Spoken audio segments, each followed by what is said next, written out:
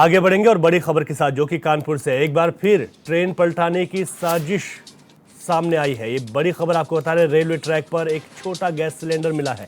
Loco pilot की सूझबूझ के चलते ये बड़ा हादसा टल गया। मौके पर स्थानीय पुलिस मौजूद है। तो ये बड़ी खबर आपको बता रहे हैं, जहां पर ट्रेन पलटाने को लेकर एक बार फिर से साजिश नजर आने लगी है। ऐसे ही एक खबर पहले भी आई थी, जहां पर ट्रेन को पलटाने के लिए एक सिलेंडर रखा गया था। देखिए तस्वीर आ गई, एक छोटा सिलेंडर रखा गया है, जहां पर आप देख सकते हैं कि इस पटरी के किनारे, पटरी के बीच में एक छोटा सिलेंडर रखा गया है। लेकिन लोको पायलट की सूझबूझ के चलते बड़ा हादसा होने से टला है। अब इसके पीछे किसकी क्या मंशा थी इस हादसे को कराने की, ये क्या साजिश थी, इसको लेकर यहाँ पर अब पुलिस छानबीन में जुट गई है और तफ्तीश कर रही है कि आखिर इसके पीछे की क्या वजह हो सकती है।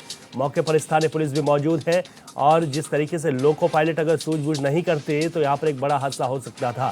तो कानपुर से बड़ा अपडेट आपको बता रहे हैं, बड़ी खबर बता रहे हैं कि किस तरीके से ट्रेन को पलटाने की साजिश की गई है। अधिक जानकारी लेते हैं, हमारे संवाददाता इब्ने हसन जैदी हमारे साथ फोन लाइन पर जुड़ गए। इब्ने हसन, अभी तक क्या कुछ अपडेट आपके पास और पुलिस किस तरीके से अपनी छानबीन को आगे बढ़ाती हुई दिखाई दे रही है? जी हाँ, देखिए रवि, मैं आपको बता दूं कि कानपुर में एक बार फिर ट्रेन पलटाने की साजिश की गई है और यहाँ पर पटरी पर फिर से जो है एक गैस सिलेंडर रखा गया। ये सिलेंडर छोटा था, तो इससे पहले जो बड़ा सिलेंडर रखा गया था, शुक्र है कि ड्राइवर की पहले ही नजर पड़ गई, उसने इमरजेंसी ब्रेक लगा दिया। ठीक 10 फीट पहले उस ट्रेन जो थी वो रुक गई। और अगर हम आपको बताएं तो घटना रविवार सुबह 5:30 बजे की है। कानपुर से 35 किलोमीटर दूर प्रेमपुर रेलवे स्टेशन की है। प्रेमपुर दिल्ली हावड़ा रूट पर कानपुर और प्रयागराज के बीच का मामला है ये। और मालगाड़ी कानपुर से प्रयागराज जा रही थी। प्रेमपुर में गुड्स ट्रेन का स्टॉप था।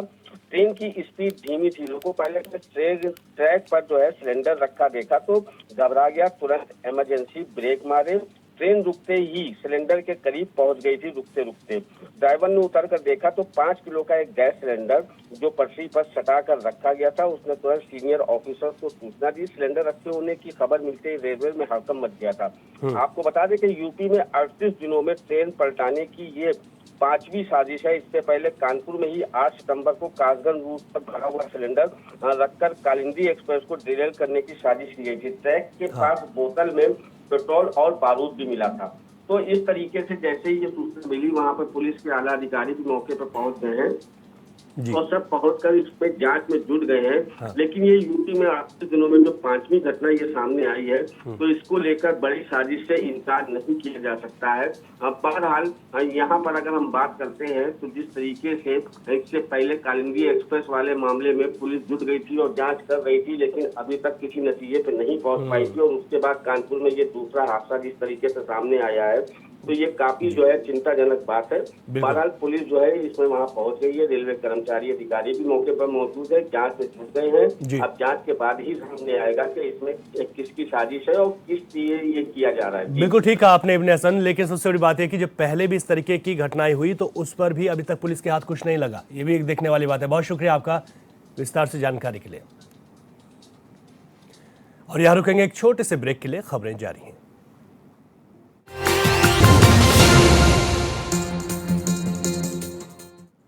ब्रेक के बाद आपका स्वागत है। खबरों में आगे बढ़ेंगे। पूरे देश के साथ ही कन्नौज में स्वच्छता ही सेवा पखवाड़ा अभियान लगातार जारी है। यहां आमजन को स्वच्छता के प्रति जागरूक करने के लिए जिले की सभी नगर निकाय अपने स्तर से योजना बनाकर उस पर अमल कर रही हैं। इत्र नगरी के नाम से मशहूर सदर नगर पालिका ने भी इस बार स्वच्छता के लिए लोगों को प्रेरित करने का अभियान शुरू किया है।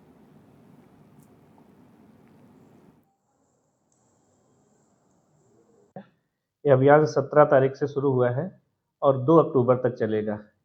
इसके लिए हमने व्यापक तैयारी कर रखी है और उन सारे ब्लैक स्पॉट्स को चिन्हित कर रखा है जहाँ जहाँ लोग कूड़े फेंकते हैं। उनकी पूरी सफाई होगी और प्रॉपर मॉनिटरिंग भी नगर पालिका की टीम द्वारा भी की जा रही है और हमारी मॉनिटरिंग शासन के स्तर पर की जा रही है। किस तरह जनता को जागरूक कर रहे हैं? जागरूकता के लिए हम लोग तो गाड़ी भी निकाले हुए हैं और डोर टू डोर भी भेजा जा रहा है कि जो कूड़ा लेने जाए उससे भी कह रहे हैं कि वहाँ भी जागरूक कर रहे हैं कि कहीं भी कूड़ा इधर उधर ना फेंके और उनकी गाड़ी में ही कूड़ा लें। मुंबई आयकर विभाग की टीम ने अमरोहा के गजरौला में सट्टा किंग रमेश चौरसिया समेत 4 लोगों की अरबों की बेनामी संपत्ति को कब्जे में लिया। साथ ही टीम ने वहां पर अपने बोर्ड लगाकर संपत्ति की खरीद बिक्री पर रोक लगा दी। बता दें कि रमेश चौरसिया पर ऑनलाइन सट्टा लगाने का आरोप है, जिसके पिछले दिनों धनौरा तहसील क्षेत्र में अलग अलग नाम से करीब 3000 बीघे बेनामी जमीन होने की जानकारी मिली थी। रमेश ने अपने सहयोगी के साथ मिलकर 4 अलग अलग कंपनियों के नाम जमीन खरीदी है।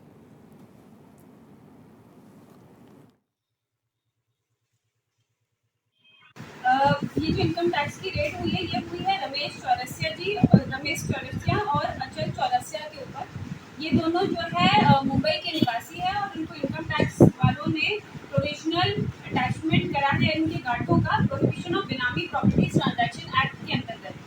ये जो प्रॉपर्टीज है ये टिकरी और सिहाली मेवे विलेजेस में है और ये जो बोर्ड लगे हैं इनके माध्यम से ये सूचना सभी जनता तक पहुँचाने जा रहे हैं, चाहे वो तहसील पे लगाए हो, विकास भवन में लगाए हो, इनकी प्रॉपर्टीज में लगाए हो, ताकि ये वाली जो प्रॉपर्टी है वो किसी को ट्रांसफर, सेल या फिर उनका नाम परिवर्तन या किसी तरीके से ये प्रॉपर्टी में बदलाव ना किया जाए।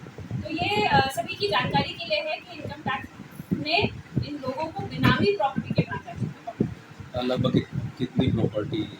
इसका अभी आंकलन नहीं किया गया है, ना ही इसका कोई मापन हमारे उसमें संज्ञान में। उधर हरदोई में एक फर्जी बैंक कर्मी के पकड़े जाने के बाद से IBPS 13वें बैंक परीक्षा की पारदर्शिता पर सवाल खड़े होने लगे हैं। दरअसल सॉल्वर के जरिए बैंक की परीक्षा पास कर बिहार का रहने वाला युवक बैंक ऑफ इंडिया में क्लर्क के पद पर नौकरी ज्वाइन करने आया था, जहां सत्यापन प्रक्रिया के दौरान थंब इंप्रेशन मैच न होने पर मामले का खुलासा हुआ। बैंक कर्मियों की शिकायत पर पुलिस ने बिहार के रहने वाले युवक को गिरफ्तार कर लिया है। आरोपी ने नौकरी पाने के लिए 10 लाख रुपए सॉल्वर को दिए थे। मामले में अब पुलिस सॉल्वर की तलाश में जुटी हुई है।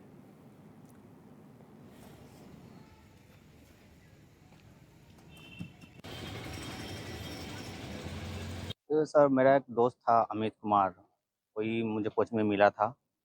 मैं वो बोला, ऑफर दिया सामने से कि जॉब करोगे? हम बोले कि हाँ जॉब करेंगे। तो उन्होंने कहा कि ठीक है, जॉब करा दिया। उसके बाद उसको हम 10 लाख रुपया दे दिया। उसके बाद उसका फ़ोन स्विच ऑफ आ गया, तो चला गया। उसके बाद उसका फ़ोन नहीं लगा। उसके बाद मैंने जॉब किया, 3 दिन ब्रांच में जॉब किए। उसके बाद वो रिजाइन भी कर दिया हम। उसके बाद 3 दिन करने के बाद उसके बाद भी ब्रांच से मुझे कॉल आया कि आओ ज्वाइन करना है, मेडिकल आकर ज्वाइन करो। तो हम नहीं जा रहे थे, बट बार बार बैंक से ब्रांच से कॉल आ रहा था ज्वाइन करने के लिए, इसलिए हम एक बार चले आए बस। तो यहाँ कैसे पकड़ा गया था? यहाँ पकड़ा गए सर, वो क्या फ़ोटो मिला, वो जो मेरा जो अमित कुमार था उसका फ़ोटो मिला था यहाँ कमरे में। तो उसी से सर हम वापस चले गए थे ब्रांच से होकर। फिर वापस स्टेशन पे जाकर हमको वहाँ से लाया गया कि चलो सर से मिलाना है। उसके बाद मुझे यहाँ पे बैठा कर रख दिया गया। मानव संसाधन विभाग बैंक ऑफ इंडिया आंचलिक ब्रांच हरदोई के माध्यम से एक तहरीर प्राप्त हुई, जिसमें एक व्यक्ति जिसका नाम दीपक कुमार, जो रहने वाला दानापुर पटना बिहार का है, इसने कूटरचित दस्तावेज तैयार करके किसी अन्य के माध्यम से परीक्षा दिला करके IBPS की परीक्षा, जिसमें बैंक क्लर्क में इनकी नियुक्ति हुई थी, आज इनको आंचलिक ब्रांच हरदोई में बुलाया गया था बायोमेट्रिक वेरिफिकेशन के लिए। इसके बाद ये तथ्य आया कि इन्होंने ये परीक्षा जो है कूटरचित दस्तावेज तैयार करके की है। इस संबंध में सुसंगत धाराओं में अभियोग पंजीकृत कर लिया गया है और इसमें अग्रिम विधिक कार्रवाई की जा रही है। सहारनपुर के थाना गागलहेड़ी के कैलाशपुर गांव में 2 पक्षों के बीच हुए विवाद में एक पक्ष के 3 युवकों ने 10 राउंड फायरिंग कर दी, जिससे 3 लोग घायल हो गए। सूचना मिलते ही पुलिस मौके पर पहुंच गई। इसी बीच 2 युवक मौके से फरार हो गए, जबकि अन्य एक बदमाश ने एक हेड कांस्टेबल, 2 दारोगा पर धारदार हथियार से हमला कर दिया, जिससे 3 पुलिसकर्मी समेत 6 लोग घायल हो गए हैं। मामले में SP सिटी अभिमन्यु मांगलिक का कहना है कि 2 पक्षों के विवाद की सूचना पर पुलिस पहुंची थी, जहां एक आरोपी को अरेस्ट करने के लिए पुलिस मकान में घुसी, तभी आरोपी ने हमला कर दिया।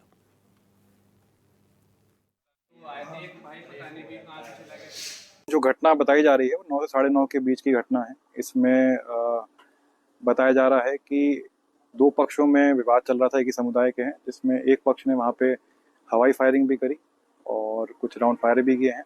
हवाई फायरिंग में वहाँ पे चलते हुए जो राहगीर हैं उनके छर्रे लगे, 2 लोगों के छर्रे लगे हैं जिनको मामूली सी चोट है। उनको अस्पताल किया गया, अस्पताल से वो डिस्चार्ज हुए हैं। जो सहरोज़ है ये धक्का मुक्की करता है पुलिस वालों के साथ, और रेजिस्टेंस में एक चाकू हमारे एक सिपाही हैं उनके लगता है, उनके आंखों के पास लगता है। थोड़ा वहाँ पे आंखों के पास लगने से उनकी नस पे चोट लगी है, जिससे थोड़ा ब्लड लॉस हुआ है। अभी वो खतरे से बिल्कुल बाहर हैं। यहाँ पर पहले जिला अस्पताल में उनकी प्रिलिमिनरी स्टिचिंग कराई गई है, स्टिच कराए हैं।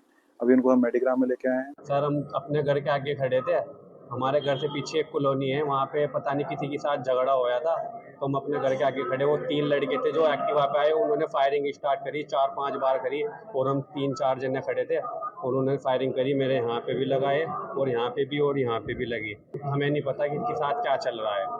हम तो अपने घर के आगे खड़े थे, हमारे घर के आगे वो एक्टिवा पे आया बहुत तेज और फायरिंग करता हुआ आया। बलिया के कोतवाली क्षेत्र के गांव में 8 साल की बालिका के साथ दुष्कर्म का मामला सामने आया है। बालिका की गंभीर हालत को देखते हुए बीएचयू वाराणसी रेफर किया गया। सूचना पर पहुंची पुलिस ने घटनास्थल का निरीक्षण कर मामले की जांच शुरू कर दी।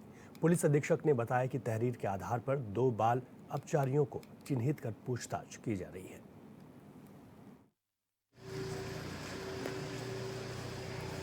एक पीड़िता है जिसकी उम्र लगभग 7-8 साल है, उसके साथ दुष्कर्म की घटना हुई है। तत्काल मेरे द्वारा और पुलिस टीम के द्वारा जो पीड़िता जो कि महिला अस्पताल में थी वो वहाँ पहुँचा गया और पीड़िता से और उसके परिवारजनों से और डॉक्टरों से वार्ता की गई है और डॉक्टरों ने बताया कि उसकी स्थिति ठीक है, लेकिन उसको अच्छे इलाज के लिए बीएचयू रेफ़र किया गया है। उसके बाद हम लोग के द्वारा घटनास्थल का मुआयना किया गया। परिजनों के द्वारा तहरीर आ गई है जिसमें उन्होंने 2 बाल अपचारी जिनकी उम्र 7 और 8 साल है उनका नाम दिया है, उनको चिन्हित कर